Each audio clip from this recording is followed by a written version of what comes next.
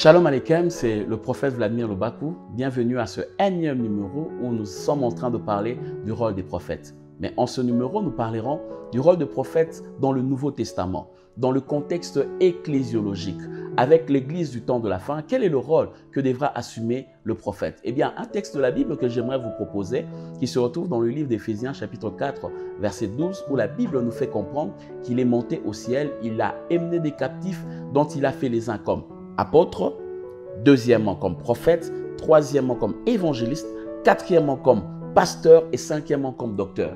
Et aujourd'hui, nous ne parlons pas des 5 ministères, nous parlons précisément du deuxième ministère qui est le ministère prophétique.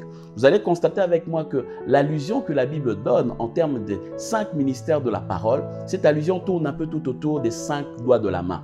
Et vous remarquerez avec moi que le doigt qui qualifie le mieux d'après Éphésiens 4.12, qui est un prophète, c'est le deuxième doigt qu'on appelle l'index. Et l'une des particularités que détient l'index, déjà son mot index signifie qui indique ou qui donne l'orientation. L'index est le doigt que l'on se sert pour donner une indication ou l'orientation à un individu.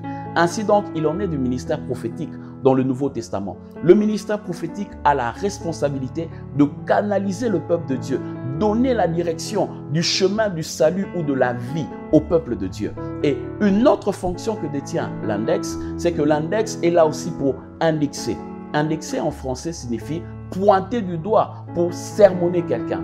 Le ministère prophétique a aussi la responsabilité de venir pointer ou indexer le péché dans l'église du Seigneur. Venir faire comprendre que le péché ne devra pas être nommé au sein de l'église. Censurer le péché. Parce que lorsque l'on est fâché et que l'on utilise son index, c'est pour gronder sur une personne. Et l'index, en tant que ministère prophétique, a aussi la responsabilité de gronder une personne. Et au-delà de ce fait que l'index se sert aussi pour gronder, l'index se sert aussi pour compter. On fait 1, 2, 3, 4, 5. On compte avec l'index. Le ministère prophétique a aussi la responsabilité de compter le peuple de Dieu ou de faire comprendre au peuple de Dieu que vous êtes comptés parmi les troupeaux du Seigneur et qu'en ce soir de la grâce, Dieu tient compte de votre vie au sein de sa bergerie.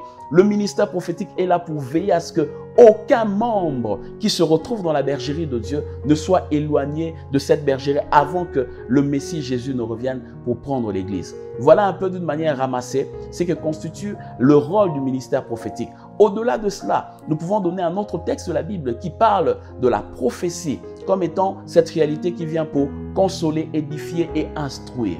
Donc le ministère prophétique a aussi, en ce soir de la grâce, en ce contexte néo-testamentaire, la responsabilité de venir consoler, instruire et édifier.